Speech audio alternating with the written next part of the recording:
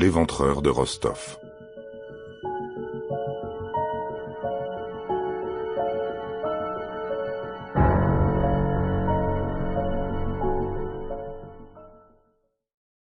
Andrei Chikatilo est un tueur en série ukrainien surnommé entre autres le monstre de Rostov ou l'éventreur de Rostov.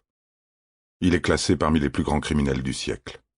Il a été reconnu coupable de 49 meurtres par la justice russe, en grande majorité des jeunes femmes et des enfants, filles et garçons, parfois âgés de seulement 9 ans.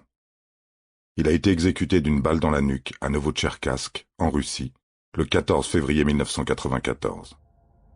Voici le récit de ses crimes et l'histoire de sa traque.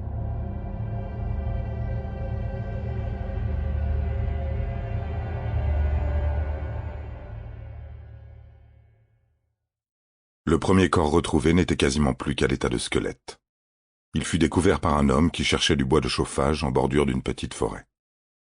Bien que la zone ne fasse qu'environ 50 mètres de large et soit traversée par un chemin, personne n'avait pourtant vu le corps jusqu'à sa décomposition avancée. Il restait quelques petites plaques de peau tannées sur certains os et des cheveux noirs sur le crâne. L'homme ayant retrouvé le cadavre a prévenu la police. Le corps n'avait pas de vêtements identifiables et avait été laissé sur le dos, la tête tournée sur le côté.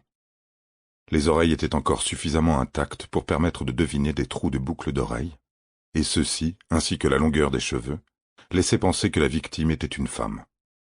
Il ressort également de sa posture post-mortem qu'elle avait tenté de se défendre contre son agresseur. Il semble que deux côtes aient été cassées, et un examen plus attentif a révélé que de nombreux coups de couteau avaient été infligés à la victime.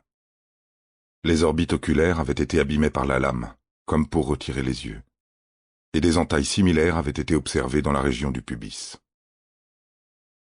La police locale n'avait jamais été confrontée à une affaire criminelle aussi brutale et aussi troublante. Les policiers avaient fait un rapport sur la disparition d'une jeune fille de 13 ans, Lyubov Biryuk, à Novotcherkassk, un village à proximité. Les enquêteurs ont appelé l'oncle de la disparue, qui avait lancé les recherches après sa disparition au début du mois. Il se rendit à l'endroit où se trouvait le corps pour reconnaître ce qu'il en restait. L'oncle de Lyubov, peut-être agrippé à une petite lueur d'espoir, leur dit que les cheveux de sa nièce n'étaient pas aussi sombres et que les os semblaient dater d'avant sa disparition. Quelques heures plus tard, le major Fetisov du quartier général de la police arriva à Rostov-sur-le-Don, la grande ville la plus proche. Il était le principal enquêteur criminel de toute la région. Il demanda les dossiers de toutes les personnes disparues dans le secteur. Sample complete. Ready to continue?